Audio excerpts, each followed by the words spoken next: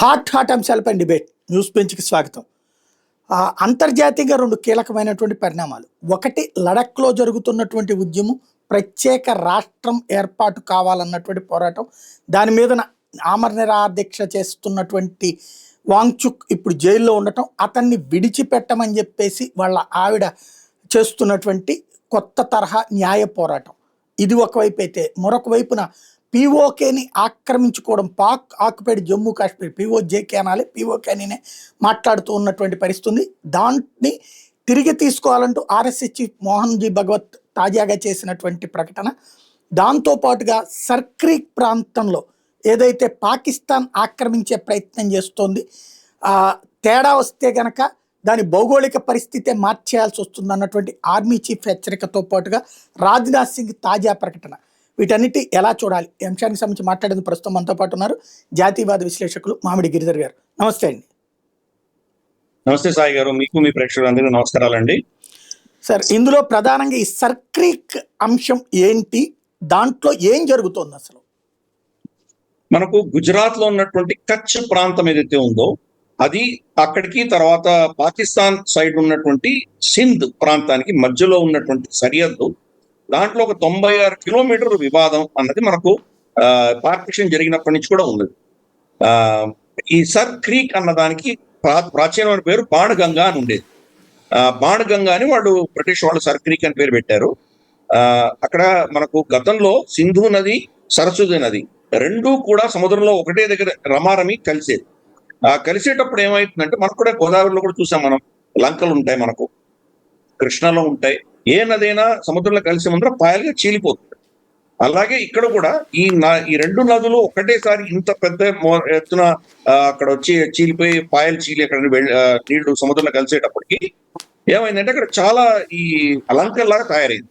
ఆ లంకలలో సరస్వతి నది కంప్లీట్ గా లుప్తం అయిపోయి అది డ్రై అప్ అయిపోయిన తర్వాత సముద్రపు నీళ్లు కొట్టుకొని లోపల రావడంతో అదంతా కూడాను ఉప్పు ప్రాంతంగా తయారైంది. అక్కడంతా కూడా ఉప్పు ఎక్కువ ఉంటుంది, ఉప్పు నీళ్లు ఎక్కువ ఉంటాయి. దీవులు అయితే ఉంటాయి కానీ అంత ఉప్పు దీవులు. కాబట్టి అక్కడ మనుషులు ఎవరు ఉండరు. కానీ అక్కడ మనకు వనరులు ఉన్నాయి. మనకు బహుశా ఇక్కడ ఆయిల్ రిజర్వ్స్ ఉండొచ్చు, గ్యాస్ ఉండొచ్చు మనకు. అలాగే మత్స్యకారులు వెళ్ళి అక్కడ వాళ్ళు అక్కడ చేపలు పట్టుకుంటారు. అలాగే ఉప్పు అక్కడి నుంచి మనం తయారు చేసుకోవచ్చు. ఇలా చాలా అంశాలకి మనకు చాలా కీలకం. 1914లో అప్పటి కచ్ మహారాజు, తర్వాత సింధ్ ప్రావిన్స్, వీళ్ళిద్దరి మధ్యలో ఒప్పందం ప్రకారం ఈ సర్ క్రీక్ అన్నటువంటి ప్రాంతం మా ఇద్దరికి సరిహద్దు ఉంటుంది అని నిర్ణయించుకున్నారు. దాంట్లో 2 క్లాజెస్, ఒక క్లాజ్ లో ఒకలాగా ఉంది, రెండో క్లాజ్ ఇంకొకలాగా. ఒకటి దాంట్లో క్లాజ్ 9లో ఏం చెప్పారంటే, ఈ సర్ క్రీక్ ఏదైతే వెళ్తుందో దాని మనకి ఈస్ట్ సైడ్ ఉన్నటువంటి భూమి ఏదైతే ఉందో అంతవరకు ఈ సరిహద్దు ఉంటుంది సింధ్ది అని చెప్పి దాంట్లో రాసి. రెండో దాంట్లో అలా కాకుండా దానికి భిన్నంగా ఈ సర్ క్రీక్ మధ్యలోంచి సరిహద్దు ఉంటుంది అని దాంట్లో అర్థం వచ్చేలాగా అది రాసి. కాబట్టి పాకిస్తాన్ అది క్లెయిమ్ చేస్తాం, మాకు ఈ సరిహద్దు దాకా ఉండాలి. ఈ అక్కడ గ్యాప్ చూస్తే కనుక మహా అంటే ఒక 1/2 కిలోమీటర్ కూడా ఉండకపోవచ్చు. కానీ అది కనుక వాళ్ళు క్లెయిమ్ చేశారంటే, ఏదైతే మనం ఇప్పుడు ఒడ్డు అంటున్నామో ఆ సర్ క్రీక్ ఒడ్డు మన అధీనంలో ఉన్నదో అది వాళ్ళు కావాలని అడుగుతున్నారు. అది కనుక వాళ్ళ అధీనంలోకి వస్తే కనుక సముద్రంలో చాలా ప్రాంతము ఎక్స్క్లూజివ్ ఎకనామిక్ జోన్ అంటారు. అంటే మనకి ఏ దేశానికైనా వాళ్ళ తీరాన్ని నుంచి 200 కిలోమీటర్ల వరకు ఎక్స్క్లూజివ్ ఎకనామిక్ జోన్ అని ఉంటుంది. అక్కడ వేరే దేశానికి షిప్పులు వచ్చి వెళ్ళొచ్చు, కానీ అక్కడ వనరులని తీసేటువంటిది, అక్కడ చేపలు పట్టుకోవడం కానీ, అక్కడ సముద్రం లోపల డ్రిల్లింగ్ కానీ ఇవన్నీ చేయాలంటే కానీ ఆ దేశానికి మాత్రమే హక్కులు ఉంటాయి. కాబట్టి ఈ యొక్క సర్ క్రీక్ ప్రాంతంలో ఈ 1/2 కిలోమీటర్ కనుక వాడికి ఇచ్చామంటే, అంతకంటే ఎక్కువ మనకు సముద్రంలో ఉన్నటువంటి చాలా పెద్ద భాగం అంతా కూడా పాకిస్తాన్కి ఇచ్చేయాల్సి వస్తుంది. అందుకని మనం 1947 నుంచి కూడా ఈ రోజు దాన్ని మనం వాళ్ళు ఒప్పుకోలేదు. మనం ఈ సర్ క్రీక్ అన్నది ఆ మధ్యలో నుంచే వెళ్తుంది.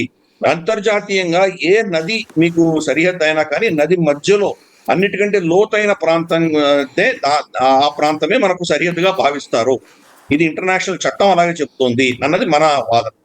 కాబట్టి దాంతో ఈ ప్రాంతం అంతా కూడా చూస్తే, అక్కడ మత్స్యకారులు మన వాళ్ళు వెళ్ళినప్పుడు ద్వారకా నుంచి అక్కడి నుంచి వెళ్ళిన వాళ్ళు వాళ్ళని తరచూ అరెస్ట్ చేసి తీసుకెళ్లి కరాచీలో బంధిస్తుంటారు.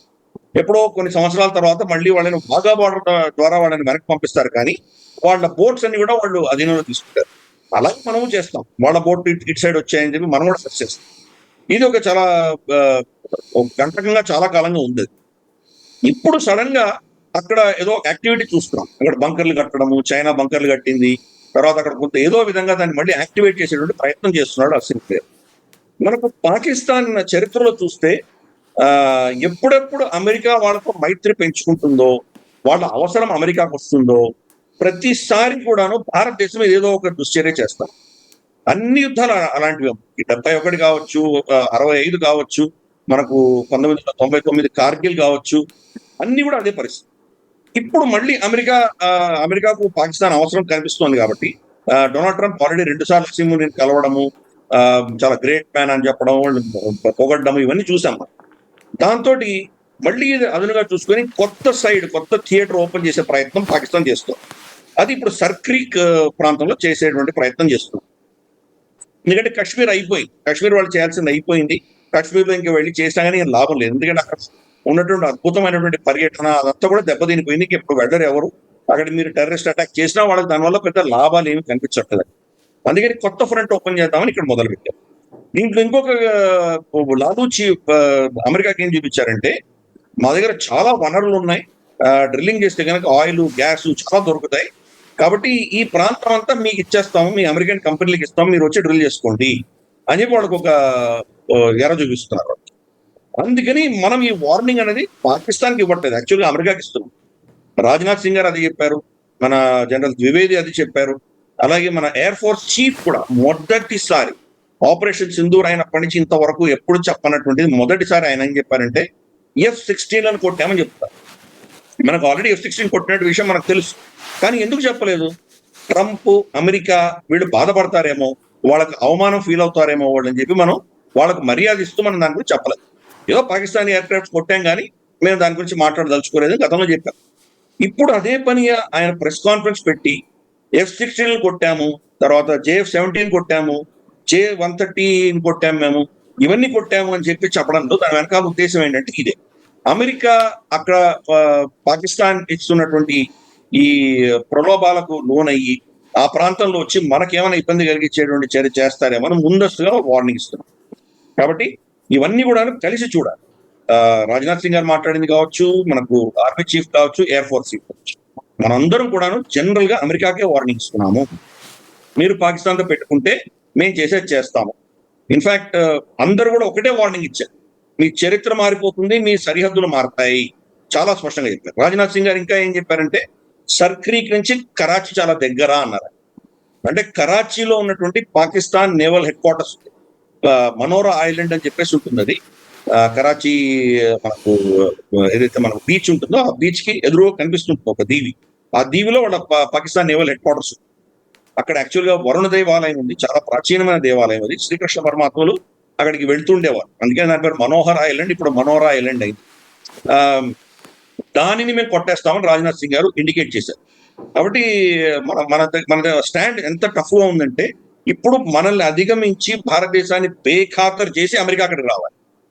కాబట్టి మనం ముందస్తుగానే వార్నింగ్ ఇస్తున్నాం. అంటే అమెరికా బహుశా అటువంటి పని చేయకపోవచ్చు అని మన అంచనా.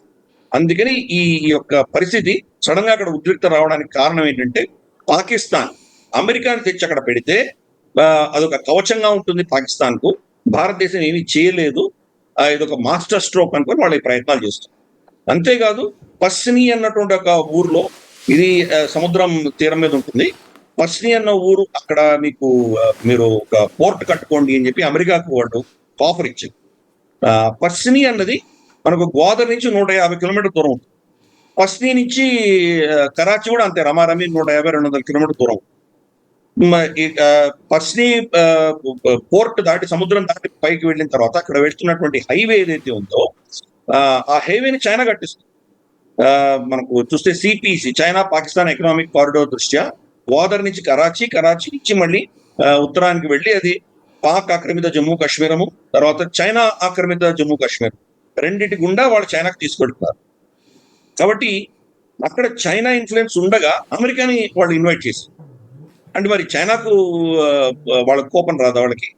సో అందుకని ఇది ఇద్దరిని ఆడుకుంటున్నారు పాకిస్తాన్. ఒకరికి చూపించి ఒకరికి కొన్ని ఇచ్చి ఇంకొకరికి ఇచ్చి, ఇన్ఫాక్ట్ బలూచిస్తాన్ మొత్తం గతంలో చైనాకి అప్పచెప్పినటువంటిది ఇప్పుడు మళ్ళీ అమెరికాకి ఇస్తాం. అంటే అమ్మిన వస్తువే ఇద్దరికి అమ్మడం అన్నది ఇట్లా ఇద్దరిని వాళ్ళు ఆడుకుంటారు. వాళ్ళకు 4 పైసలు ఇస్తే వాళ్ళు ఎవరైనా అమ్ముకోగలరు, వాళ్ళ తల్లిదండ్రులు కూడా అమ్మేయగలరు. అటువంటి నైజం ఉన్నటువంటి దేశం అది. కాబట్టి ఈరోజు అమెరికాని అక్కడ ఏదో విధంగా తీసుకొచ్చి అక్కడ ప్రస్తాపిస్తే ఈ భారతదేశం నుంచి వాళ్ళకు ఉన్నటువంటి థ్రెట్ ఆగిపోతుంది అన్నటువంటి ఒక ఉద్దేశంతో ఈ పని చేస్తున్నారు.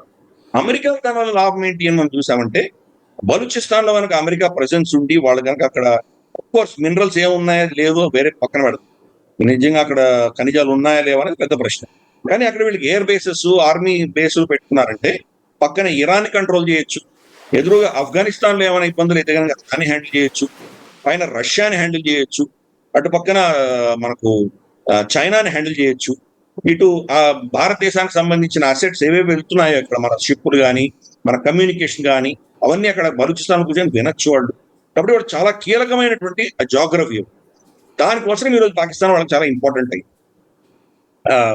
మరి దాన్ని ఆఫర్ని మరి అమెరికా తీసుకుంటుందా లేదో మనం చూడాలి.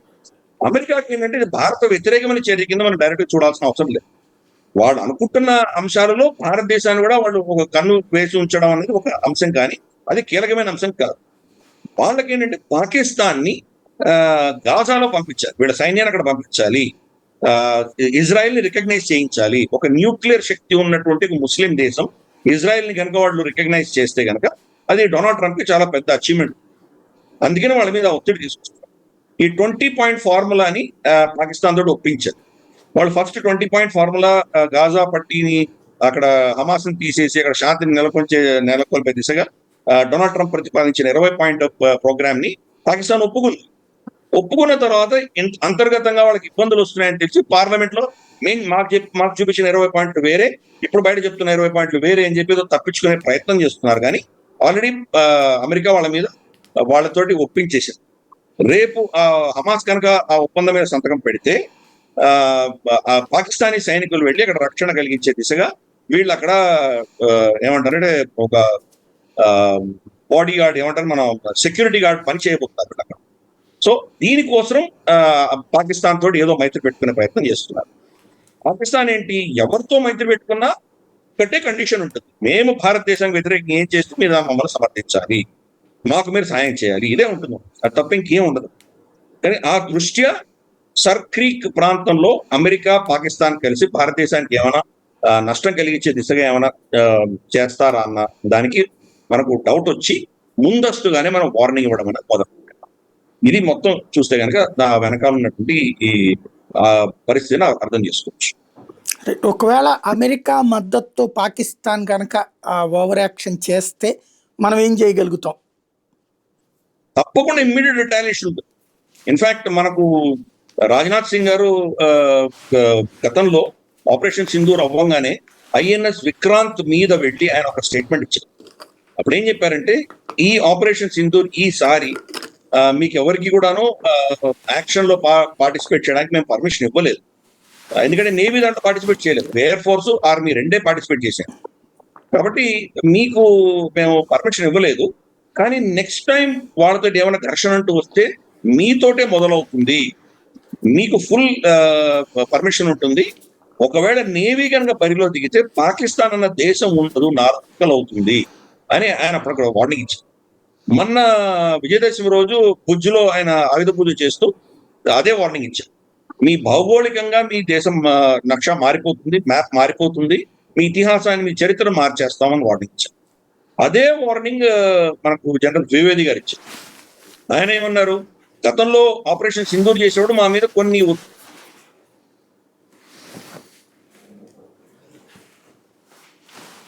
ఒక టెర్రరిస్ట్ క్యాంపులు మాత్రమే మీరు కొట్టండి అని చెప్పడంతో పాకిస్తాన్ ఏం చేసిందంటే ఒక ఎయిర్ డిఫెన్సెస్ మన మీద అటాక్ చేసే ప్రయత్నం చేశారు. ఈసారి అటువంటి పరిస్థితి ఉండదు, ఎందుకంటే మోదీ గారు పాలసీ షిఫ్ట్ చేశారు. ఇప్పుడు ఏమన్నారంటే, టెర్రరిస్టులే కాదు, టెర్రరిస్టులు సమర్థిస్తున్న వాళ్ళని కూడా మేము టెర్రరిస్ట్ కింద భావిస్తామని చెప్పారు. కాబట్టి టెర్రరిస్టులు సమర్థిస్తున్నది పాకిస్తానీ ఎస్టాబ్లిష్మెంట్, వాళ్ళ మిలిటరీ. కాబట్టి ఇప్పుడు నెక్స్ట్ ఏదైనా యాక్షన్ తీసుకోదలుచుకుంటే ముందర అటాక్ పాకిస్తాన్ ఆర్మీ మీద ఉండకూడదు, పాకిస్తాన్ ఎయిర్ డిఫెన్సెస్ మీద ఉండబోతున్నాయి.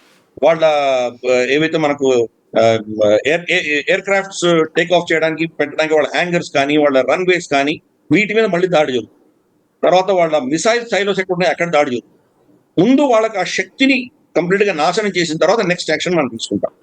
కాబట్టి నేవీ బరిలో దిగితే మాత్రం వాళ్ళ ఉన్నటువంటి నేవీ మనల్ని తట్టుకునేటువంటి కెపాసిటీ లేనే లేదు. ఎందుకు మన ఆపరేషన్ సింధూర్లో నేవీ ఏం పార్టిసిపేట్ చేయకపోయినా కానీ కూడా వాళ్ళ షిప్పులు వాళ్ళ సబ్మెరీన్లు అన్ని తీసుకెళ్లి కరాచీ పోర్ట్ లో ఎక్కడెక్కడ దాచిపెట్టారు. అది ఎక్కడ దాచిపెట్టారు? కమర్షియల్ షిప్స్ పక్కన పెట్టుకున్నారు. మామూలుగా ఏదో చమురు తర్వాత ఇంకేదో ఖనిజాలు ఎక్స్పోర్ట్ ఇంపోర్ట్ చేసుకోవడానికి వస్తున్నటువంటి కమర్షియల్ షిప్స్ ఉంటాయి కదా, దాని మధ్యలో దాచిపెట్టారు. అంటే వాళ్ళు ఎంత భయపడ్డారో మనం అర్థం చేసుకోవచ్చు. కాబట్టి నెక్స్ట్ వాళ్ళు కనుక సర్క్రీకి ఏమైనా చేస్తే కనుక మనం చావదెబ్బ కొట్టడానికి సిద్ధంగా ఉన్నాం. అందుకనే ఈ వార్నింగ్ పాకిస్తాన్ కంటే ఎక్కువ అమెరికాకి ఇస్తుంది. మీరు పొరపాటున కూడా పాకిస్తాన్ మీకు చూపిస్తున్నటువంటి ఈ ఏదైతే ఎలా ఉందో దాన్ని మీరు పట్టుకోకండి. మీరు పొరపాటున అక్కడ పాకిస్తాన్తో ఎంగేజ్ అయితే మీరు అక్కడ ఉన్నారని కూడా చూడం, మేము పాకిస్తాన్ని కొడతాము అని ముందస్తుగానే అమెరికాకి warnings. So of course back channel మనం చెప్పేది మనం చెప్తాం వాడికి, బట్ డొనాల్డ్ ట్రంప్ మనం చెప్పలేము, అహంకారి. కాబట్టి ఏం చేస్తారో చేసుకోండి, నేను చేయదలుచుకున్నాను అన్నాడు అనుకోండి, అప్పుడు మనం చేయాల్సింది మనం కూడా చేయాల్సి వస్తుంది. అఫ్ కోర్స్ ఇంతకాలం చైనా అక్కడ ఉంది, చైనా అక్కడ ఉండి కూడా వాళ్ళు ఏం చేయలేకపోతున్నారు. వాళ్ళు బార్డర్ పోర్ట్ దాటి వాళ్ళు బయటికి వెళ్ళలేకపోతున్నారు. బలుచి సైనికులు వాళ్ళని కొట్టి చంపుతున్నారు వాళ్ళు. కాబట్టి ఇప్పుడు అమెరికా వెళ్తే అమెరికా గతి అదే ఉండబోతుంది. గతంలో చూసాం, ఆఫ్ఘనిస్తాన్ లో వెళ్ళి ఏం చేశారో చూసాం, ఇరాక్ లో వెళ్ళి ఏం చేశారో చూసాం. నాశనం చేశారు కానీ వాళ్ళేం బతకలేదు కదా, కంప్లీట్ గా ఓడిపోయి ఎక్కడి నుంచి బయటకు వచ్చారు కదా. ఇప్పుడు అదే పరిస్థితి కాబోతుంది.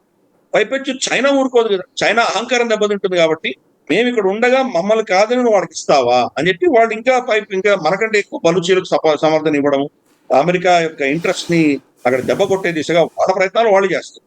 కాబట్టి ఒకవేళ అమెరికా కనుక అహంకారంతో డొనాల్డ్ ట్రంప్ భారతదేశం మీద కోపంతో మనం అతని ఒత్తిళ్లకు లొంగట్లేదు అన్నటువంటి అక్కసుతోటి మనకు వ్యతిరేకంగా పాకిస్తాన్ ని సమర్థించేటువంటి నిర్ణయం తీసుకొని నిజంగా అక్కడికైనా పెట్టుబడులు పెట్టే ప్రయత్నం చేస్తే అమెరికా కూడా దెబ్బతింటుంది. ఈ విషయం మనం అర్థం చేసుకోవాలి. మన భారతదేశం చాలా క్లియర్ గా ఉన్నాం. మన సర్క్రీకి ఏంటి, మనం మొత్తం సరిహద్దుల్లో ఒక్క అంగుళం కూడా మనకి ఏదైనా ప్రాబ్లం ఉందంటే దాన్ని టార్గెట్ చేయడానికి సిద్ధంగా ఉంటాం. పైపెచ్చు పిఓజేకే అని మళ్ళీ వెనక్కి తీసుకోవాలి అని మోహన్ భాగవత్ గారు చెప్పింది, సర్సంగ్ ఛాలెంజీ చెప్పింది కూడా. అది మన ప్రభుత్వం కానీ మన సైన్యం కానీ అందరూ కూడా పదే పదే గత కొన్ని సంవత్సరాలుగా చెప్తారు. పార్లమెంట్ సాక్షిగా చెప్పాం మనం. ఇన్ఫాక్ట్ పివి నరసింహారావు గారు ప్రైమ్ మినిస్టర్ గా ఉన్నప్పుడే పార్లమెంట్ రెజల్యూషన్ అని చెప్పాం, ఆ భూభాగాలన్నీ మావే వెనక్కి తీసుకునే ప్రయత్నం చేస్తామని ఎప్పుడో చెప్పాం. ఇప్పుడు కూడా యునైటెడ్ నేషన్స్ లో కూడా మన జనరల్ అసెంబ్లీలో వాళ్ళు మాట్లాడినటువంటి మాటలకు మనకు రెస్పాండ్ చేస్తూ మనం ఏం చెప్పామంటే ఎంత తొందరగా మీరు దాన్ని వెకేట్ చేసి మాకు ఇస్తారో చెప్పండి అని చెప్పి కూడా మనం అడిగాం. కాబట్టి మన స్టాండ్ లో ఎక్కడ మార్పు లేదు. మళ్ళీ దాన్ని ఈ రోజు కాకపోతే రేపు ఎప్పుడో వెనక్కి తీసుకు తీరాలి. మన రాజ్నాథ్ సింగ్ గారిని అడిగితే ఏం చెప్పారంటే మనమేమే కష్టపడి యుద్ధం చేసి వెనక్కి తీసుకోవక్కర్లేదు, అదే మన చేతిలో వచ్చి పడుతుంది అని చెప్పారు. ఇప్పుడు చూస్తున్నాం అక్కడ ఎలా అల్లర్లు జరుగుతున్నాయో. సరే, అక్కడ అల్లర్లన్నీ భారతదేశంలో విలీనం అవ్వాలని జరగట్లేదు, పాకిస్తాన్ ప్రభుత్వానికి వ్యతిరేకంగా జరుగుతున్నాయి. కానీ అక్కడ పరిస్థితులు ఎంత క్షీణించిన తర్వాత మన భవిష్యత్తు భారతదేశంతో ఉంటేనే ఉన్నది అని చెప్పి వాళ్ళు నిర్ణయించుకొని వాళ్ళు పాకిస్తాన్ విడిపోయేటువంటి ఒక ఆలోచన వాళ్ళకు వచ్చిన రోజు తప్పకుండా మన దగ్గర వస్తుంది. రెండవది, వాళ్ళు ఆ ప్రాంతాన్ని అంతా కూడా చైనాకు అప్పచెప్పేటువంటి ప్రయత్నం చేసి చైనా అక్కడ ఏదో తిష్ట వేసేటువంటి ప్రయత్నం చేస్తే భారతదేశం మాత్రం ఊరుకుంది. కాబట్టి ఇటువంటి పరిస్థితుల్లో బహుశా పాకిస్తాన్ విడిపోయి అది నాశనం అయ్యేటువంటి పరిస్థితుల్లో మళ్ళీ మనం ఫోర్స్ఫుల్ గా దాన్ని తీసుకోవచ్చు. కానీ అంతవరకు మనం వేచి ఉంటాము. అల్టిమేట్ గా మన చేతికి రావాల్సిందే, మన రాజ్యాంగం చెప్తుంది అది మనదేని. కాబట్టి మనం దాన్ని వెనక్కి తప్పకుండా తీసుకుంటాం. ఈ రోజు కాకపోతే రేపైనా తీసుకుతీరుతాం. ఈ పిఓ పాకిస్తాన్ 4 ముక్కలు అనే పదం వాడుతున్నారు కదా, ఏంటి అసలు ఆ 4 ముక్కలు అనే పదాన్ని వెనకాల ఉన్న అర్థం? అంటే అఫ్ కోర్స్ చాలా మంది అంటే ఈరోజు పాకిస్తాన్ చట్టం ప్రకారం 4 ప్రావిన్సెస్ ఉన్నాయి, 4 స్టేట్స్ ఉన్నాయి వాళ్ళ. 1 సింధ్, 2 పంజాబ్, 3 బలూచిస్తాన్, 4 ఖైబర్ పఖ్తూన్ఖ్వా. ఇదివరకు నార్త్ వెస్ట్ ఫ్రాంటియర్ ప్రావిన్స్ అనేవాళ్ళు. తర్వాత ఫెడరల్లీ అడ్మినిస్ట్రేట్ ట్రైబల్ ఏరియా ఫటా అని ఒకటి ఉండేది, అంటే మన యూనియన్ టెరిటరీ లాంటి ప్రాంతం ఉండేది. కొన్ని సంవత్సరాల క్రితం ఆ ఫటా అన్న ప్రాంతాన్ని ఖైబర్ పఖ్తూన్ఖ్వాలో కలిపేశారు. కాబట్టి అదొక స్టేట్. ఈ 4 స్టేట్స్ ఉన్నాయి. ఈ రోజు పిఓజేకే ఏదైతే అంటున్నామో దాంట్లో 2 ముక్కలు ఉన్నాయి. ఒకటి వెస్టర్న్ జమ్మూ అని చెప్పాలి. వెస్టర్న్ జమ్మూ, పూంచ్, రావ్లాకోట్, ముజాఫరాబాద్, భీమ్లీ, ఇటువంటివన్నీ ఈ ప్రాంతం ఉన్నటువంటి కోట్లి ఈ ప్రాంతం అంతా కూడా పంజాబీ, డోగ్రీ, సరాయికి భాషలు మాట్లాడతారు కానీ కాశ్మీరీ భాష ఎవరు మాట్లాడరు. కాశ్మీరీ భాష మాట్లాడే ఒక్క గ్రామం కూడా పాకిస్తాన్ దగ్గర లేదు. కాబట్టి వాళ్ళు కాశ్మీర్ పేరు చెప్పి వాళ్ళు దాన్ని 70-80 ఏళ్ళుగా పాలిటిక్స్ చేస్తున్నారు. మనం కూడా అన్ఫార్చునేట్లీ వాళ్ళ నేరేటివ్ లో ఇరుక్కుపోయాము. దాన్ని పీఓకే అంటూ కూర్చున్నాం మనం కూడా. ఇప్పుడు కూడా మోదీ గారు కానీ మన ప్రభుత్వం కానీ పీఓకే అని అంటున్నారు కదా, కానీ కాశ్మీర్ వాళ్ళ దగ్గర లేదు. దాన్ని POJK అని పిలవాలి. కరెక్ట్ గా చెప్పాలంటే వెస్టర్న్ జమ్మూ అని పిలవాలి. ఇది ఒక ముక్క. రెండవది గిల్గిట్ బాల్టిస్తాన్, ఉత్తరాన ఉన్నది గిల్గిట్ బాల్టిస్తాన్. మొన్నటి వరకు రీసెంట్ గా కొన్ని సంవత్సరాల వరకు దాన్ని నార్దర్న్ ఏరియాస్ అని NA అని పిలిచేవారు. ఇప్పుడు దాన్ని గిల్గిట్ బాల్టిస్తాన్ అంటున్నారు. ఇన్ఫాక్ట్ వాళ్ళ పార్లమెంట్ లోనే వాళ్ళ సుప్రీం కోర్టులో గిల్గిట్ బాల్టిస్తాన్ యొక్క స్టేటస్ ఏంటి అని అడిగితే ఇది మా టెరిటరీ కాదు అని వాళ్ళు ఒప్పుకున్నారు.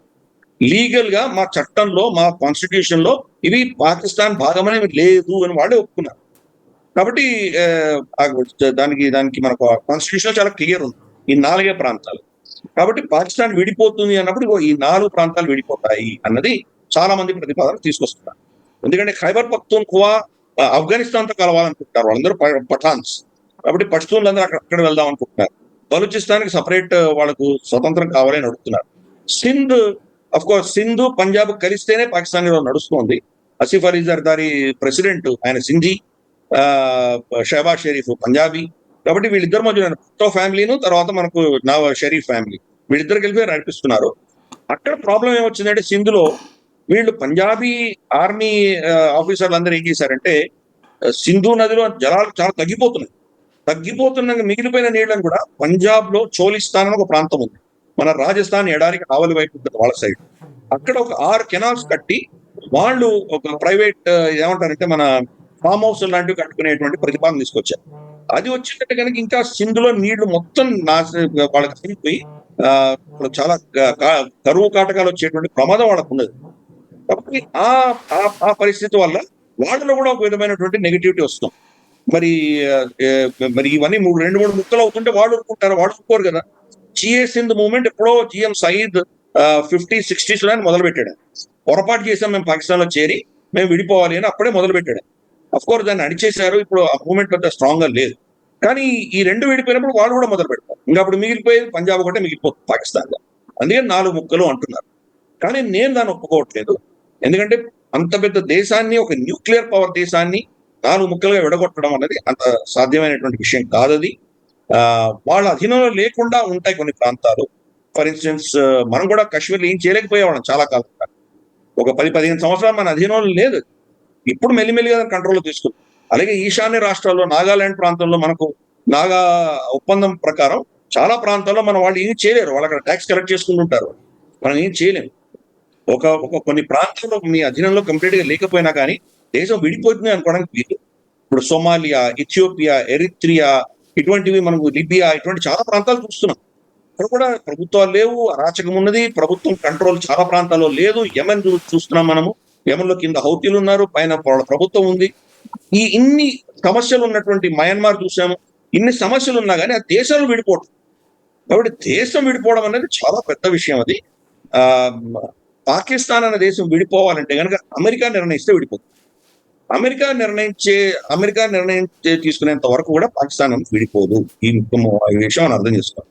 2, పాకిస్తాన్ విడగొడితే అమెరికాకి ఏం లాభం. ఎందుకంటే అమెరికా పైన ఏమైనా చేయదలుచుకుంటే వాళ్ళకి పాకిస్తాన్ అన్నది వాళ్ళ అధీనంలో ఉన్నటువంటి ప్రభుత్వం వాళ్ళకి కావాలి. బలూచీల వాళ్ళ పోరాటానికి అమెరికాకి ఏం పట్టింది వాళ్ళకి? మీకు అక్కడ ఏం కావాలో మేము ఇవ్వడానికి సిద్ధంగా ఉన్నాం అంటున్నాడు కదా Asim Munir. Rare earth minerals అన్ని ఒక చిన్న సూట్ కేసు వెళ్ళి చూపిస్తున్నాడు కదా డొనాల్డ్ ట్రంప్ కి. నీకేం కావాలో తీసుకోవయ్యా అంటున్నాడు. నువ్వు ఎయిర్ బేస్ పెట్టుకుంటావా పెట్టుకో, సీపోర్ట్ ఇస్తాను నీకు తీసుకో, నీకేం కావాలో చేయమంటున్నాడు కదా. అమెరికాకు వాళ్ళ అవసరాలు తీరిపోయిన తర్వాత బలూచీల సంగతి వాళ్ళు ఎందుకు పట్టించుకుంటారు? చైనా వాళ్ళ CPEC పెట్టుకున్నారు కానీ వాళ్ళు బలూచీలు కూడా ఎందుకు పట్టించుకున్నారు? అందుకనే రోజు బలూచీ లిబరేషన్ ఆర్మీ ఇన్ని దాడులు చేస్తాం. కాబట్టి ఈ శక్తులన్నీ ఏంటంటే వాళ్ళ స్వలాభాల కోసమే వాళ్ళు అక్కడ వెళ్తారు కానీ అక్కడ ఉన్న ప్రజల గురించి ఏం పట్టించుకోరు. కాబట్టి వాళ్ళు ప్రజలు పట్టించుకున్నంత వరకు ఆ దేశం విడిపోవడం అనేది చాలా కష్టం. స్ట్రాటజీగా అమెరికాకి అక్కడ కనుక దేశాన్ని విడగొడితే మనకి ఏమైనా లాభం ఉంటుంది అని కూడా వాళ్ళు చేస్తారు. ఎందుకు విడగొట్టాలి? పాకిస్తాన్ అన్న దేశం అమెరికాకి చాలా యూస్ఫుల్. రష్యాని కంట్రోల్ చేయొచ్చు, ఇరాన్ని కంట్రోల్ చేయొచ్చు, అటు చైనాని కంట్రోల్ చేయడం అన్నిటికంటే కీలకమైంది భారతదేశం మీద ఒత్తిడి తీసుకురావడానికి ఆ దేశం చాలా ముఖ్యం వాళ్ళకి. ఎప్పుడు చూడు మనల్ని కవించడానికి వాళ్ళు వాడుకుంటుంది పాకిస్తాన్. మనం ఈరోజు ఆల్రెడీ 4వ పెద్ద ఎకానమీ ఎదిగాం. ఇప్పుడే వాళ్ళ మాట వినట్లేదు. రేపు 2వ స్థానంలో 3వ స్థానంలో వచ్చామంటే అమెరికా మాట మనం ఎందుకు వింటాం మనం? మరి మనల్ని మెడ వచ్చి మనల్ని లొంగ తీసుకోవాలంటే ఇటువంటి శక్తి కావాలి వాళ్ళకి. కాబట్టి వాళ్ళు పాకిస్తాన్ పెట్టుకుంటారు. పాకిస్తాన్ ఎట్టి పరిస్థితుల్లో వాళ్ళు నాశనమయ్యే పని ఉండదు. కానీ సరే, కొంతమంది విశ్లేషకులు అయిపోయింది, వాళ్ళ పని అయిపోయింది, 4 ముక్కలు అవుతుంది, 5 ముక్కలు అవుతుందని చెప్తున్నారు. కానీ నేను ఆ విషయం నమ్మట్లేదు. పాకిస్తాన్కి ఏం అవ్వదు. కనీసం అంటే ఒక 20-25 సంవత్సరాల వరకు ఇప్పుడు మనం చూడగలిగినంత వరకు, దాని తర్వాత ఏం జరుగుతుందో మనం చెప్పలేం. కానీ ఇంత ఫోర్సిబుల్ ఫ్యూచర్ మాత్రం ఆ దేశం విడిపోయేటువంటి సూచనలు మనకేం కనిపించట్లేదు. పెద్ద ఎత్తున మన యుద్ధం చేస్తే బహుశా మనం పిఓజేకి వెనక్కి తీసుకోవచ్చు. ఆర్ పిఓజేకలో కొన్ని ప్రాంతాలు మళ్ళీ మనం అధీనంలో తీసుకోవచ్చు. ఫర్ ఇన్స్టెన్స్ 1971 యుద్ధంలో 5 గ్రామాలు వెనక్కి తీసుకుంది. 5 గ్రామాలు ఇప్పుడు మన దగ్గరే ఉంది. అంతకంటే ముందర 47 నుంచి 71 వరకు అది line of control, cease fire line ఆవుల వైపు ఉండేది. ఇప్పుడు 5 గ్రామాలు మనం వెనక్కి తీసుకోవాలి. అంటే బాల్టిస్తాన్ ఏరియాలో 5 తీసుకున్నాం. కలుంకే, చక్షి, టుర్టుక్, పచ్తంగ్, థంగ్ అన్నటువంటి 5 గ్రామాలు వెనక్కి తీసుకున్నాం. సో అటువంటిది ఏమైనా జరగచ్చు. శారదాపీఠం వాళ్ళ అధీనంలో ఉంది, అది వెనక్కి తీసుకోవచ్చు. ఇటువంటివి ఏమైనా కొన్ని అక్కడ జాగ్రఫీ మారేటువంటి అవకాశాలు ఉన్నాయి. కానీ పాకిస్తాన్ అనే దేశం మొత్తం కొలాప్స్ అయ్యేటువంటి సూచనలు మాత్రం ఇప్పుడు లేదు. ఫైనల్ గా ఒకటి చెప్పండి, ఈ లడాక్ ఉద్యమం ఏదో జంజీ ఉద్యమం లాగా విస్తృతం అవుతుంది అన్నటువంటిది అప్పుడు ఈవెన్ మన భారతదేశపు ప్రధాన ప్రతిపక్ష నాయకుడైనటువంటి రాహుల్ గాంధీతో సహా అందరూ మాట్లాడారు. బట్ ఒక్కసారిగా ఆయన అరెస్ట్ చేసి జైల్లో పెట్టగానే ఆగిపోయింది. ఇప్పుడు వాళ్ళ ఆవిడ న్యాయ పోరాటం ప్రారంభించింది. దీన్ని ఎలా చూడాలి? అది కూడా ఒక కుట్రపూరితంగా విదేశీ ప్రేరణతోటి జరిగినటువంటి ఒక ఉద్యమం. అది అంతకు మించి ఏమీ లేదు.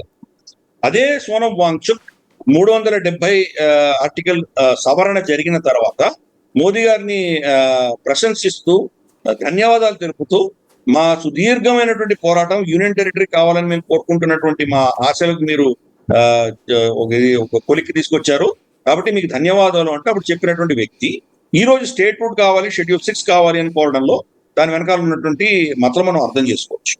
అక్కడ షెడ్యూల్ 6 ఇస్తే కనుక చాలా విషయాలు జరుగుతాయి. ఒకటి, మనకు షెడ్యూల్ 6 ఇచ్చిన రాష్ట్రాల్లో ఈరోజు పరిస్థితి ఏంటో చూస్తున్నాము. ఆ షెడ్యూల్ 6 అన్న కాన్సెప్ట్ బ్రిటిష్ వాళ్ళు తీసుకొచ్చారు. బ్రిటిష్ వాళ్ళు ఎందుకు తీసుకొచ్చారంటే, మామూలు మన ఈ దేశంలో ఉన్నటువంటి సమాజం ఆ ప్రాంతాలకు వెళ్లకుండా ఉండాలి అన్నటువంటి ఒక కుట్రతోటి చేశారు. మన సమాజం ఇక్కడి నుంచి అక్కడ వెళ్ళలేకపోవడంతో అక్కడ చాలా సునాయాసంగా అమాయకులైన ప్రజల్ని క్రిస్టియనైజ్ చేసేస్తారు. ఆ ప్రాంతాలన్నీ కంప్లీట్ 100% క్రిస్టియన్ అయిపోయింది. లద్దాఖ్ లో కూడా అదే ప్రాజెక్ట్ నడిపించడానికి ఒక కుట్ర షెడ్యూల్ 6 అని. ఇన్ఫాక్ట్ భారత ప్రభుత్వం ఆ రాష్ట్రాల్లో కూడా షెడ్యూల్ 6 తీసేయాలి అని ఆలోచన చేస్తున్నారు. వీళ్ళకి సపరేట్ కావాలని అడుగుతున్నారు. ఒకటి. 2, షెడ్యూల్ 6 అనేది ట్రైబల్స్ కి ఇస్తారు. లదాఖీలో ట్రైబల్స్ ఏం కాదు. 2-3 వేల సంవత్సరాల నుంచి అక్కడ చాలా సెటిల్డ్ సివిలైజేషన్ ఉంది, సంస్కృతి ఉంది అక్కడ.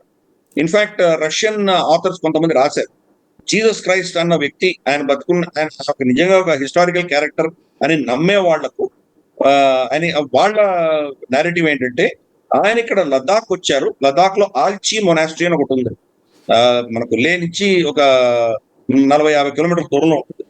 ఆల్చీ మొనాస్ట్రీలో ఆయన వచ్చి యోగా నేర్చుకుని తర్వాత ఆయన పాలస్తీనా అక్కడికి వెళ్ళి ఇజ్రాయెల్కి వెళ్ళి ఆయన మత ప్రచారం చేసుకున్నారు అని చెప్పి వాళ్ళు పుస్తకం రాశారు. అంటే అంత ప్రాచీనమైన లైనేజెస్ ఉన్నాయి.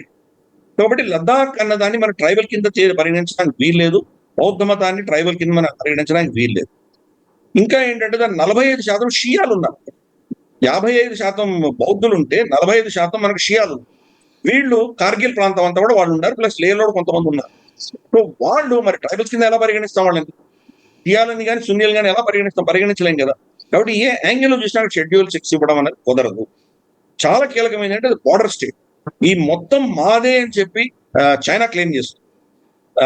క్రమేపీ గత 10-15 సంవత్సరాలుగా చూస్తే అక్కడ అంటే దీని వెనకాల నేపథ్యం అర్థం చేసుకున్నారు. లద్దాఖీ బుద్ధిజానికి టిబెటన్ బుద్ధిజానికి తేడాలు. టిబెట్ లో వాళ్ళు పాటించే బుద్ధిజం అన్నది నాలందా నుంచి వెళ్ళింది. నాలందా వాళ్ళకు గురువు కింద భావిస్తారు.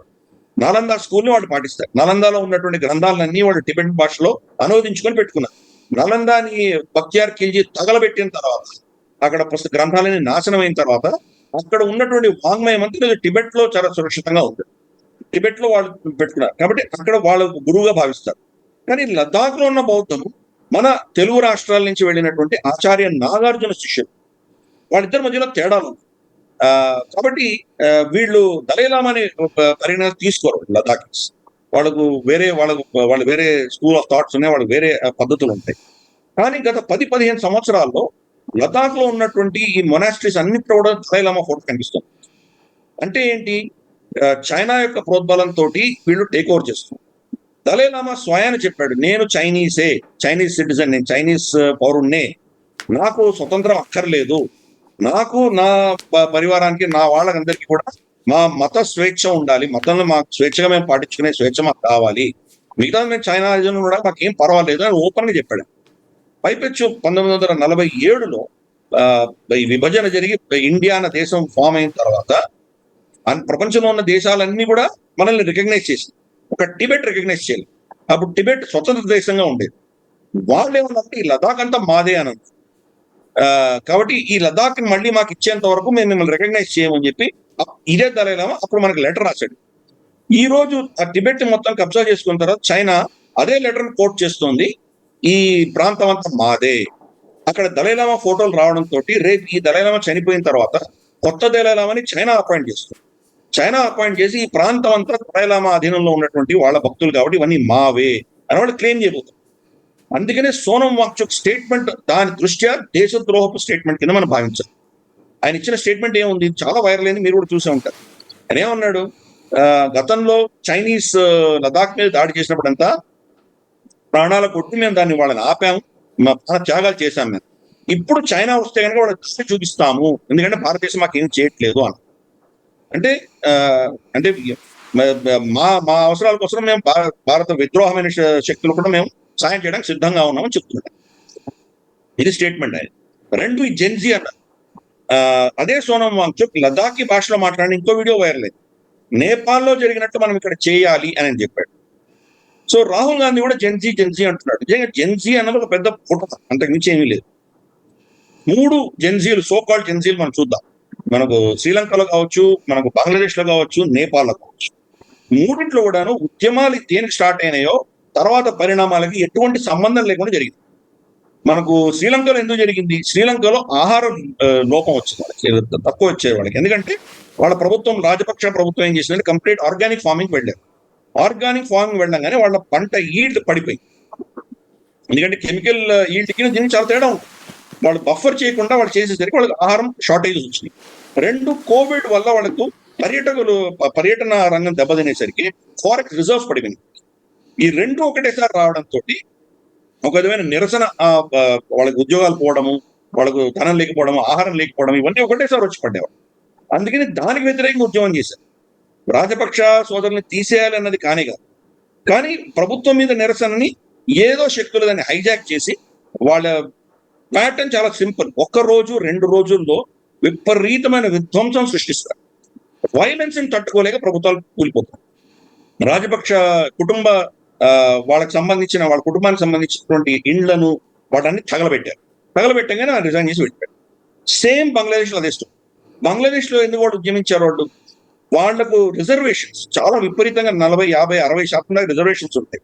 ఈ రిజర్వేషన్ తో చాలా మంది ఎలా ఉన్నారంటే 71 పాకిస్తాన్ వ్యతిరేకంగా యుద్ధం చేసినటువంటి వాళ్ళ ముక్తి బాహిని, ఇటువంటి ఎవరైతే ఉన్నారో వాళ్ళు పోరాటం చేసిన వాళ్ళు ఉన్నారో వాళ్ళ కుటుంబాలకి దాంట్లో రిజర్వేషన్స్ ఇచ్చారు. అది ఎన్ని తరాలు ఇచ్చుకుంటారు? ఇప్పుడు 50 ఏళ్ళు అయిపోయింది, ఇంకా వాళ్ళకి ఇస్తుంటే మా పరిస్థితి ఏంటి? ఉద్యమం చేసిన వాళ్ళకి ఇచ్చారు, వాళ్ళ నెక్స్ట్ వాళ్ళకి బలిదానం త్యాగాలు చేశారు కాబట్టి వాళ్ళ పిల్లలకి ఇచ్చారంటే అర్థం ఉంది. మన వాళ్ళు ముని వాళ్ళ ఇచ్చుకుంటూనే పోతుంటారా? కాబట్టి మాకు ఆ రిజర్వేషన్ తగ్గించండి, మీరు ఓపెన్ కోటా పెంచండి, మాకు అవకాశాలు పెరుగుతాయి అన్నది అక్కడ జరిగిన ఉద్యమం. దానిని ఈ ఇస్లామిక్ జిహాదీ ఆలోచన ఉన్నటువంటి కొన్ని శక్తులకు ఎవరో ఫండింగ్ ఇచ్చి దాన్ని షేక్ హసీనాకు వ్యతిరేకంగా దాన్ని ఉద్యమం తీసుకెళ్ళారు. షేక్ హసీనాకు వ్యతిరేకంగా తీసుకెళ్ళి తగలబెట్టడం, విధ్వంసం ఇవన్నీ మొదలుపెట్టారు. సో ఆర్మీ కూడా ఒక పర్టికులర్ లెవెల్ వరకే వాళ్ళు చేయగలరు. సొంత ప్రజల మీద ఆర్మీ ఎందుకు ఫైరింగ్ చేస్తుంది? వాళ్ళ సైనికుల బంధువులే ఉంటారు కదా అక్కడ, కాబట్టి వాళ్ళు వెనకాంజి వేసేసరికి ఆవిడ వెళ్ళిపోవచ్చు వచ్చింది. నేపాల్లో అది జరిగింది. వాళ్ళ పిల్లలకు కావాల్సింది ఏంటి? ఏవో మనకు ఇన్స్టాగ్రామ్లు, యూట్యూబ్లు, ఫేస్బుక్ ఇవన్నీ బంద్ చేశాడు. బంద్ చేస్తే వీటిని రెస్టోర్ చేయండి అని చెప్పి వాళ్ళు వీధుల్లో వచ్చి రాత్రి రెస్టోర్ చేశారు. నెక్స్ట్ డే ఇంకేముంది వాళ్ళకి దానివల్ల వాడికి ఇబ్బంది ఏం లేదు కదా, వచ్చేసింది, వాళ్ళకి ఆస్తి వచ్చేసింది కదా. అయినా మరుసటి రోజు ఈ ప్రైమ్ మినిస్టర్ ఇండ్లు తగలబెట్టడము, వాళ్ళ కోర్టును తగలబెట్టడం, పార్లమెంట్ను తగలబెట్టడం, ఇదంతా జెన్సీ ఏం చేయలేదు. జెన్సీ పేరు చెప్పి వేరే వాళ్ళు చేసింది. కాబట్టి మూడింట్లో మనం ప్యాటర్న్ చూస్తే అదే. మూడు దేశాల్లో నేతలని ఎవరో హెలికాప్టర్లు అక్కడికి తీసుకువెళ్ళిపోవాల్సి వచ్చింది. రాజపక్షాల పరిస్థితి అదే అయింది, షేక్ హసీనా పరిస్థితి అదే అయింది, కేపీ శర్మ ఓలీ పరిస్థితి అదే అయింది. అందరినీ కూడా అక్కడి నుంచి తీసుకువెళ్ళిపోవాల్సిన పరిస్థితి వచ్చింది. కాబట్టి ఇది ఒక ప్యాటర్న్ ప్రకారం జరుగుతుంది. ఇది ఇక్కడే కాదు, మనకు మైదాన్ రెవల్యూషన్ అని చెప్పి మనకు యుక్రెయిన్ లో కూడా అలాగే జరిగింది. అక్కడ ఉన్నటువంటి వాళ్ళ రాష్ట్రపతిని ఇలాగే విక్టోరియా న్యూలాండ్ అని చెప్పేసి ఒక రిజీమ్ చేంజ్ ఎక్స్పర్ట్ అమెరికా నుంచి వచ్చి అదే పనిగా క్రియేట్ చేసి విధ్వంసం సృష్టించింది. ఆ విధ్వంసానికి తట్టుకోలేక ఆయన రిజైన్ చేసి వెళ్ళిపోయాడు. ఆయన కూడా హెలికాప్టర్ తీసుకెళ్ళిపోయాడు. ఇదంతా ఒక ప్యాటర్న్ ప్రకారం జరుగుతుంది. సో వాళ్ళు రాహుల్ గాంధీకి ఇన్స్ట్రక్షన్స్ ఇచ్చారు, మీ దేశంలో కూడా ఇలా జెన్సీ పేరిట మీరు ఉద్యమాలు చేయండి అని. అందుకని రాహుల్ గాంధీ స్టేట్మెంట్ మనం చూసామంటే, మోదీ గారు వాళ్ళ ఇంటి నుంచి బయటికి రాలేడు, ఆయన ఈ పిల్లలందరూ మాకు ఉద్యోగాలు ఇవ్వలేదని చెప్పి ఆయన్ని హౌస్ అరెస్ట్ చేస్తారు, బయటికి కూడా రాలేనటువంటి పరిస్థితి వస్తుంది, జెన్సీ రెవల్యూషన్ ఈ దేశంలో రాబోతోంది అని ఆయన చెప్పారు. అలాగే మల్లికార్జున్ ఖర్గే అన్నాడు, ఆయన త్వరలో ఈ ప్రభుత్వం కూలిపోబోతోంది అని చెప్పాడు. అంటే అదే స్కెచ్ భారతదేశంలో వేసే ప్రయత్నం చేశారు. చిన్న రాష్ట్రం అయినటువంటి లదాఖ్ లో ఎక్స్పెరిమెంట్ చేశారు.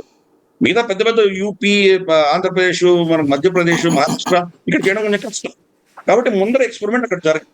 దానికి ఎక్స్పెరిమెంట్ కి వాడుకున్నది సోనం వాంగ్చుక్ వాడుకున్నది. సోనం వాంగ్చుక్ అప్పటికే 14 రోజులు ఆయన నిరాహార దీక్ష చేస్తున్నాడు, ఎవ్వరు పట్టించుకోలేదు. అక్కడ ఉన్నట్టు ప్రజలు కూడా ఎప్పుడు. అదే సమయంలో నేను లదాఖ్ లో ఉన్నాను. యాక్చువల్లీ ఈ గొడవలు జరిగినటువంటి రోజుకి 4 రోజుల ముందు నేను అక్కడ లదాఖ్ లో ఉన్నాను. యాక్చువల్గా అక్కడే ఉన్నాను. నేను సరిహద్దులు రెండింటికి వెళ్ళొచ్చాను. చైనా ఆక్రమిత ప్రాంతం సరిహద్దుకు వెళ్ళాను, ఆఖరి గ్రామం మన సైడు ఏదో అక్కడికి వెళ్ళాను. అలాగే పాకిస్తాన్ ఆక్రమిత ప్రాంతానికి వెళ్ళాను. ఇందాక నేను చెప్పిన పేర్లో థంగ్ అన్న ఊరికి వెళ్ళొచ్చాను, అది ఆఖరి గ్రామం, అక్కడికి వెళ్ళొచ్చాను. సో ఆయన ఉద్యమం చేస్తుంటే ఎవరికి పట్టలేదు. లదాఖ్ మ్యారథాన్ జరుగుతుంది. మామూలుగా మన ప్రాంతాల్లో పరిగెత్తడం చాలా సునాయాసం, కానీ లదాఖ్ 13-14 వేల అడుగుల ఎత్తులో ఉన్నటువంటి ప్రాంతంలో పరిగెత్తడం అంటే చాలా కష్టం, ఆప్షన్ ఉండదు. కాబట్టి దానికి చాలా ప్రిపరేషన్ ఉండాలి. ప్రపంచవ్యాప్తంగా చాలా మంది వస్తారు ఆ ఛాలెంజ్ తీసుకోవడానికి. కాబట్టి లదాఖ్ మ్యారథాన్ నడిచింది నేను వెళ్ళినప్పుడు. అంతేకాదు బైకర్స్ కొన్ని వేల సంఖ్యలో బైక్స్ మీద అక్కడ వస్తారు, చాలా అద్భుతంగా ఉంటుంది అక్కడంతా కూడా. వరల్డ్స్ హైయెస్ట్ మోటరబుల్ రోడ్స్, అక్కడ బైక్ నడిపించడం అనేది చాలా ఛాలెంజ్. అది ఉన్మింగ్లా అని చెప్పేసి 1900 అడుగుల ఎత్తులో ఉన్నటువంటిది వరల్డ్స్ హైయెస్ట్ మోటరబుల్ రోడ్, అక్కడికి వెళ్తారు. అలాగే కార్డుంగ్లా వెళ్తారు. సో అక్కడంతా అద్భుతంగా పర్యటన నడుస్తుంది. నేను వెళ్ళినప్పుడు ఎవ్వరికి సోనం వాంగ్చుక్ ఏం చేస్తున్నాడో పట్టనే లేదు. కాంగ్రెస్ కౌన్సిలర్స్ అక్కడ ఉన్న వాళ్ళు ముందు రోజు దాన్ని అంతా వాళ్ళు ప్లాన్ చేసి, కాంగ్రెస్ కౌన్సిలర్ మాస్క్ వేసుకొని వచ్చి కర్రలు ఒక విధమైనటువంటి అస్త్రాలు తీసుకొచ్చి వాడు విధ్వంసం అదే పనిగా సృష్టించారు. చిన్న ఊరు అది లే, అక్కడ అదే పనిగా వీళ్ళు అల్లర్లు క్రియేట్ చేశారు. దాంతో ఇబ్బంది వచ్చింది. భారత ప్రభుత్వంలో తప్పు ఏంటంటే కనుక సోనం వాంగ్చుక్ అక్కడ నిరాహార దీక్ష చేస్తున్నప్పుడు ఎందుకు వదిలేశారు? ఇక్కడ ఏదో పరిస్థితి వస్తుందని తెలిసి అతన్ని అరెస్ట్ చేసి తీసుకువెళ్ళవచ్చు. గతంలో కూడా ఢిల్లీలో వచ్చి చేశాడు అతన్ని అరెస్ట్ చేసి మళ్ళీ వెనక్కి పంపించారు, లదాఖ్ పంపించారు. ఇప్పుడు అతను ఏదో చేయవలసి, దాన్ని ఈ పరిస్థితి వచ్చేంత వరకు వెయిట్ చేయకుండా ఆపవలసింది. అది లెఫ్టినెంట్ గవర్నర్ ఫెయిల్యూర్, అది మనం ఒప్పుకోవాలి. 2, సిఆర్పిఎఫ్ మీద దాడి చేసింది. సిఆర్పిఎఫ్ మీద దాడి చేసినప్పుడు లోకల్ పోలీస్ దాన్ని రెస్పాండ్ చేయదు. లెఫ్టినెంట్ గవర్నర్ అక్కడ కూడా మళ్ళీ lieutenant governor failure, immediate action తీసుకోవాల్సి. కానీ ఇమ్మీడియట్ గా సెంట్రల్ గవర్నమెంట్ ఫైనల్ గా నిర్ణయం తీసుకొని అతను అరెస్ట్ చేసి జోధ్పూర్ తీసుకెళ్లారు. మొత్తం నార్మలైజ్ అయింది. ఇప్పుడు లదాఖ్ ఫెస్టివల్ జరుగుతుంది. రైట్ నౌ లదాఖ్ ఫెస్టివల్ జరుగుతుంది, పర్యాటకులు వెళ్తున్నారు, నార్మలైజ్ అయిపోయింది, ఎవరికి పట్టలేదు. అదే పనిగా ఈ ఉద్యమాన్ని వాళ్ళు కృత్రిమంగా సృష్టించారు. ఆ ఎక్స్పెరిమెంట్ అనుభవం ఆధారంగా దేశవ్యాప్తంగా ఇటువంటివి చాలా చేయాలని కుట్ర పన్నుతున్నారు. డీప్ స్టేట్ ఏదైతే ఉందో మనకు, in fact Sonam Wangchuk Ford foundation funding ఇస్తుంది. మనకు రమోన్ మెగ్సెసే అవార్డు ఎవరెవరికి వచ్చిందో వాళ్ళందరూ దేశానికి వ్యతిరేకంగా పనిచేస్తున్నారు. దీంట్లో మనం డౌట్ ఉండాల్సిన అవసరం లేదు. మేధా పాట్కర్ కావచ్చు, మనకు అరవింద్ కేజ్రీవాల్ కావచ్చు, సోనం వాంగ్చుక్ కావచ్చు, పెద్ద లిస్టు. వీళ్ళందరూ అదే పరిస్థితి. వాళ్ళని అదే పనిగా అవార్డ్స్ ఇస్తారు, వాళ్ళని ప్రజల్లో ఒక ఐకాన్ గా క్రియేట్ చేస్తారు, క్రియేట్ చేసి వాళ్ళని వాడుకుంటారు, దేశ వ్యతిరేకమైనటువంటి చర్యలు వాడుకుంటారు, సమాజాన్ని చీల్చేటువంటి దిశగా వాళ్ళ ప్రయత్నాలు వాళ్ళు వాడుకుంటారు. ఆ దృష్ట్యాన మనం ఈరోజు చూస్తున్నాం, ఇదంతా కూడా దేశంలో ఒక విధమైనటువంటి జెన్జీ అన్న పేరిట ఒక బస్ తీసుకొచ్చేటువంటి ప్రయత్నం చేస్తున్నారు. అంతకుమించి ఏమీ లేదు. కానీ సమాజం అప్రమత్తంగా ఉండాలి, ప్రభుత్వాలు అప్రమత్తంగా ఉండాలి. నేపాల్లో మనకు బంగ్లాదేశ్లో జరిగినటువంటి మన దేశంలో జరగలేవు. కానీ కొన్ని ప్రాంతాల్లో వాళ్ళకు చాతనైన ప్రాంతాల్లో ఇటువంటి విధ్వంసాలు సృష్టించేటువంటి ప్రక్రియలు మాత్రం తప్పకుండా చేస్తారు. దాని వెనకాల జెన్జీ అని పాపం పిల్లల్ని మనం బ్లేమ్ చేయకూడదు. దాని వెనకాల ఉన్నటువంటి ఈ శక్తులు డీప్ స్టేట్ అసెట్స్ మనం గుర్తించాలి. థ్యాంక్ యూ వెరీ మచ్ అండి.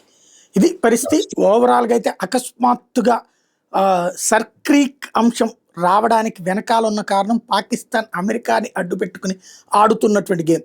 దానికి రివర్స్ గేమే భారతదేశం వేస్తున్నటువంటిది అన్నది ఇక్కడ స్పష్టంగా కనబడుతుంది.